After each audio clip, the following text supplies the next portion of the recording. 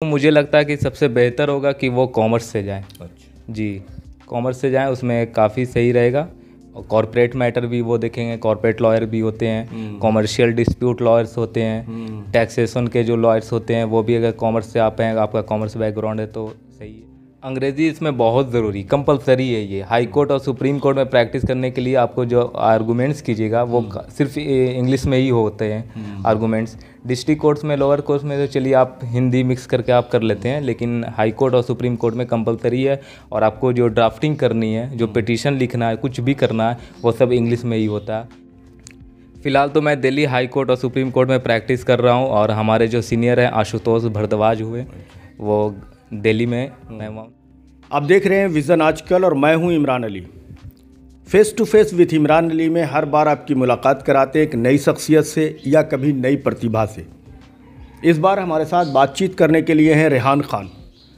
रेहान खान अब रेहान खान नहीं बल्कि ये एडवोकेट रेहान खान है। आमस प्रखंड का ये सुपाई गांव है जहां मैं आया हूं, और इस इलाके के मशहूर पूर्व मुखिया छोटन खान की ये बेटे हैं। रेहान खान ने यहाँ पे शेरघाटी के डीएवी पब्लिक स्कूल से अपनी पढ़ाई की शुरुआत की थी और यहाँ से 10th किया। फिर गया के मिर्ज़ा गालिब कॉलेज से इन्होंने 12th किया। उसके बाद जामिया से लॉ की पढ़ाई की, और अब इन्हें हाल ही में बार काउंसिल ऑफ दिल्ली से इनका इनरोलमेंट हुआ है, और अब इनकी तैयारी सुप्रीम कोर्ट में प्रैक्टिस की है। इन तमाम चीज़ों के लिए बात करेंगे और जानेंगे कि कैसे इनके अंदर ये एडवोकेट बनने की ख्वाहिश हुई और आगे क्या इरादा है इनका। सबसे पहले रेहान, आपका बार काउंसिल ऑफ दिल्ली के आपका इनरोलमेंट हुआ है वहाँ पर, इसके लिए आपको बधाई। बहुत बहुत शुक्रिया आपका भी कि आप आएँ हमसे मिलने के लिए। क्या रहा ये आपको लॉयर बनने का कैसे शौक़ हुआ, कैसे इरादा आया? 12th के बाद मैंने सोचा कि क्या किया जाए। इंजीनियरिंग के में ज़्यादा इंटरेस्ट हमारा था नहीं, और काफ़ी लोग हमारे साइड से तो इंजीनियरिंग करने के लिए ही जाते थे। तो फिर कुछ लोगों को मैंने देखा जो हमारे दोस्त हैं जो लॉ की प्रिपरेशन कर रहे थे। फिर मैंने उन लोगों से पूछा इसमें क्या है।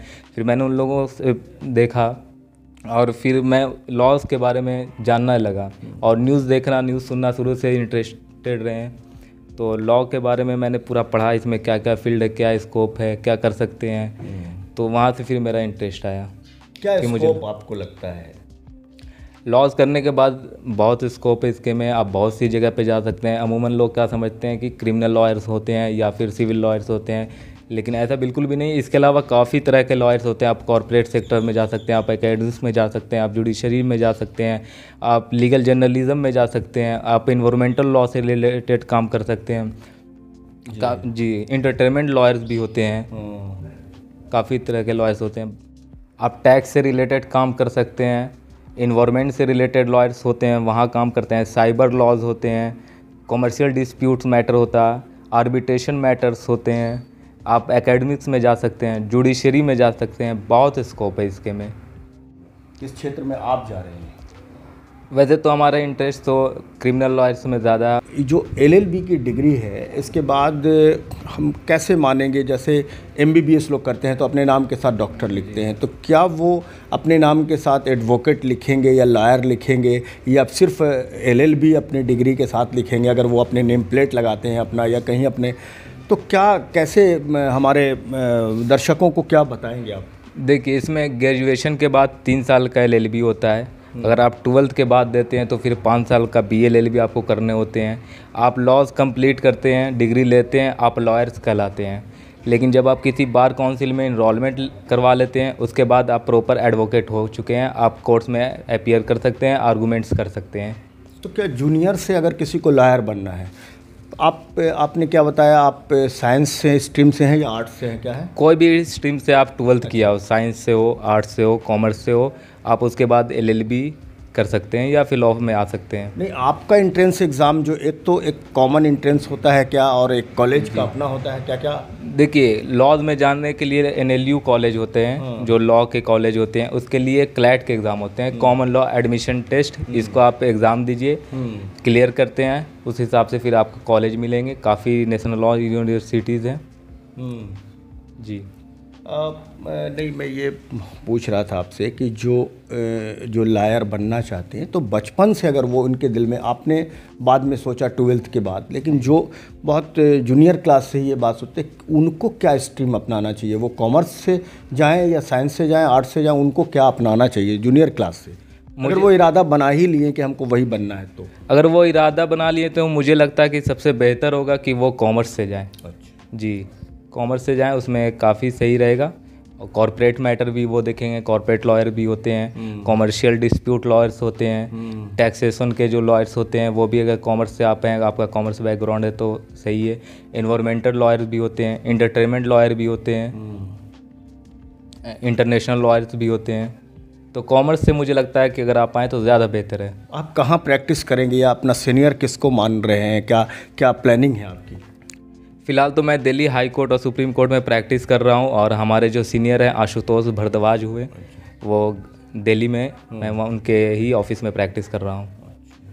क्या किसी बड़े लायर को या सुप्रीम कोर्ट में जजेस को किन किन को देखा अभी तक आपने? मैंने तो ऑलमोस्ट सबको ही देख लिया है, क्योंकि मैं कोर्ट तो जाता रहता हूँ और जो आर्गूमेंट्स होती है उनके कोर्ट रूम में वहाँ पे अपीयर हो करके मैं देखता रहता हूँ कि सीनियर लॉयर लोग कैसे आर्गूमेंट्स करते हैं। तो ऐसा बोल सकते हैं हाई कोर्ट और सुप्रीम कोर्ट के तो ऑलमोस्ट सब कोर्ट्स के जजेस को देख चुका हूँ। एक चीज़ अक्सर सवाल उठता रहता है, कई बार मैंने तकरीरों में भी सुना है, जो आप मुस्लिम समाज से आते हैं तो कई बार कहा जाता है कि ये जो लायर हैं ये मतलब इनके यहाँ बहुत ये ठीक नहीं है, बहुत झूठ सच है। एडवोकेट बनने के बाद बहुत सारे झूठ को सच और सच को झूठ बनाया जाता है, तो ये काम अच्छा नहीं है, इस तरह से बातें आती हैं। और यही वजह है कि मुस्लिम समाज में मैं देखता हूँ कि बहुत लॉयर की कमी हो रही है, धीरे धीरे बहुत कम हो रहे हैं। ये वजह जो भी हो, आप किस नज़र से देखते हैं इन बातों को? देखिए, अच्छे लोग और बुरे लोग हर फील्ड में होते हैं, जर्नलिज्म में भी होते हैं, डॉक्टर में भी होते हैं, हर फील्ड में होते हैं कि कहाँ पे आप ईमानदारी से काम कर रहे हैं या फिर आप काम ईमानदारी से नहीं कर रहे हैं। अगर आप ईमानदारी से काम करते हैं किसी भी फील्ड में तो वो आपके लिए सही है, और ऐसा नहीं है कि लॉयर्स जो होते हैं वो झूठ ही बोलते हैं, ये बिल्कुल ही गलत बात है। ऐसा सिर्फ लोगों को दिल में बैठा दिया गया है, ऐसा नहीं है। अच्छा, कुछ लोगों को इंसाफ दिलाते भी हैं? जी बिल्कुल, इंसाफ दिलाते हैं। कोई भी लॉयर्स नहीं चाहता है कि हम किसी को इंसाफ नहीं दिलाएं। अच्छा। उसको काफ़ी टाइम तक कोर्ट के धक्के दिलवाएं, ऐसा कोई भी नहीं चाहता है। वो चाहता है कि इंसाफ दिलवाएं, और अच्छे ईमानदारी से काम करता है। रात रात तक काम होते हैं। अगर कोई मैटर्स आ जाते हैं लॉयर्स के पास तो चैम्बर के 11 बजे रात तक, 12 बजे रात तक, मैंने यहाँ तक देखा कि 2-2 बजे रात तक वो अपना काम करते हैं और सुबह में फिर आर्गूमेंट्स करते हैं। पूरी वो ईमानदारी से काम करते हैं। कभी कभी लोगों को लगता है कि हर क्षेत्र की तरह अब न्यायपालिका से भी लोगों का विश्वास कम हो रहा है, और कभी कभी ये लगता है कि हर क्षेत्र पर दबाव बनाने के लिए न्यायपालिका ही है जिसकी वजह से लोग अंकुश में हैं। ये दोनों चीज़ों को आप किस दृष्टि से देखते हैं? देखिए, न्यायपालिका पर तो बिल्कुल भरोसा करना चाहिए, और ऐसा नहीं है कि कोई किसी के दबाव में काम कर रहा है। न्यायपालिका जो है इंडिपेंडेंट है, वो अपना काम कर रही है। जी, चलिए अब आखिरी सवाल कि जो बच्चे लायर बनना चाहते हैं और बड़ा लायर बनना चाहते हैं, अगर एक सवाल और मेरा आपसे होगा कि ये जो बैरिस्टर होते हैं, इनकी ये इसकी पढ़ाई के लिए क्या कदम उठाना होता है, या आप अगर आगे बैरिस्टर बनना चाहें तो क्या करना पड़ेगा आपको?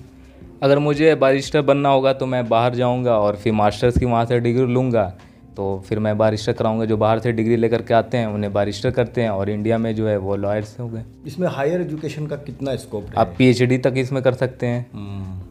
LLB होता है, उसके बाद फिर आप LLM कर सकते हैं, उसके बाद फिर आप इसमें PhD कर सकते हैं।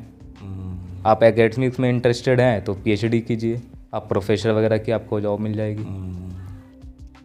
वो जो लॉ कॉलेज है उसमें प्रोफेसर हो जाएंगे? जी, प्रोफेसर हो जाएंगे।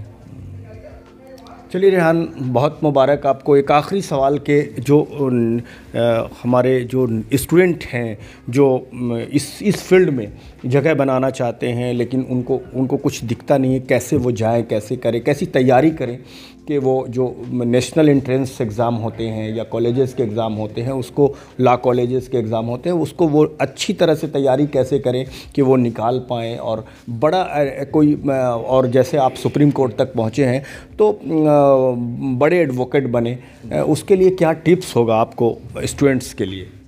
सबसे पहले तो मैं यही बोलूँगा कि 10th तक आप पूरी ईमानदारी से पढ़ें, उसके बाद 12th करें और उसके बाद फिर ये होता है कि क्लैट का एग्ज़ाम होता है, कॉमन लॉ एडमिशन टेस्ट। अगर जो बच्चे लॉज में जाना चाहते हैं, इससे NLU कॉलेज मिलते हैं, आप ये एग्ज़ाम दें। एग्ज़ाम क्रैक करने के बाद फिर आप इसमें दाखिला लें, एडमिशन करवा लें और उसके बाद वहाँ पे पढ़ें, लॉज की डिग्री लें। फिर आप किसी बार काउंसिल में, किसी भी स्टेट में जहाँ पे आप प्रैक्टिस करना चाहते हैं, दिल्ली में, बिहार में, यूपी में, वहाँ के बार काउंसिल में इनरोलमेंट करवाएं। उसके बाद फिर आपको AIB का एग्ज़ाम देना होगा। AIB का एग्ज़ाम देने के बाद फिर ऑल ओवर इंडिया आप कहीं पे भी प्रैक्टिस कर सकते हैं। इस फील्ड में आने के बाद लोग सोचते हैं कि लॉयर्स कम मेहनत करते हैं, ऐसा बिल्कुल नहीं। आपको काफ़ी मेहनत करनी पड़ेगी, रात दिन आपको काम करना पड़ेगा। कभी कभी ऐसा होता है जब मैटर्स आते हैं तो रात भर आपको पूरी रात जग करके काम करना पड़ता है, सुबह फिर आर्गूमेंट्स के लिए कोर्ट में जाना पड़ता है।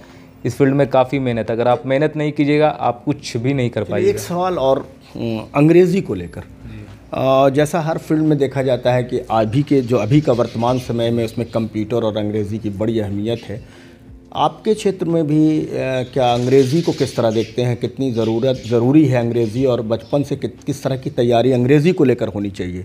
अंग्रेज़ी इसमें बहुत ज़रूरी, कंपलसरी है ये। हाई कोर्ट और सुप्रीम कोर्ट में प्रैक्टिस करने के लिए आपको जो आर्गूमेंट्स कीजिएगा वो सिर्फ इंग्लिश में ही होते हैं आर्गूमेंट्स। डिस्ट्रिक्ट कोर्ट्स में, लोअर कोर्ट्स में तो चलिए आप हिंदी मिक्स करके आप कर लेते हैं, लेकिन हाई कोर्ट और सुप्रीम कोर्ट में कंपलसरी है। और आपको जो ड्राफ्टिंग करनी है, जो पिटीशन लिखना है, कुछ भी करना है, वो सब इंग्लिश में ही होता है। और कंप्यूटर भी बहुत ज़्यादा उसमें ज़रूरी है। आप ड्राफ्टिंग आपको करनी है तो कंप्यूटर पर करनी है। पहले तो लोग टाइपिस्ट लोग से भी करवा लेते थे, लेकिन अब ऐसा नहीं है कि कोई भी लॉयर जितने भी होते हैं सब अपना कंप्यूटर पे करते हैं।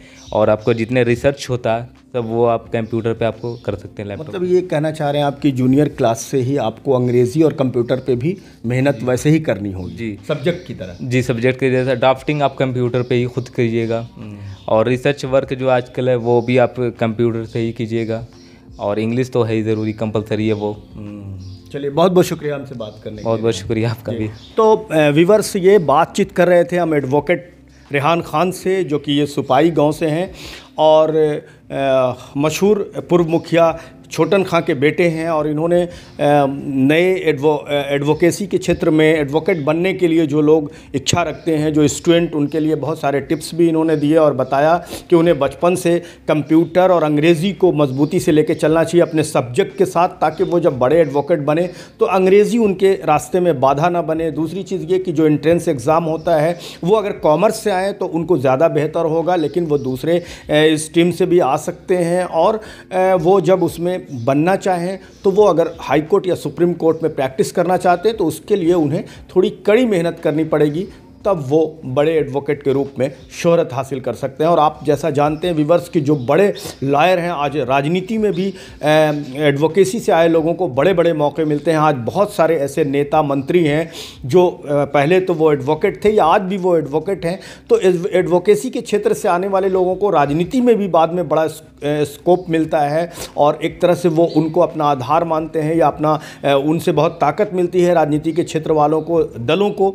तो ये जो क्षेत्र है एडवोकेसी का, वो राजनीति में भी इसका आगे स्कोप बनता चला जाता है। तो व्यूअर्स, हम आज आपकी मुलाकात करा रहे थे एडवोकेट रेहान खान से। हमसे जुड़ने के लिए बहुत बहुत शुक्रिया।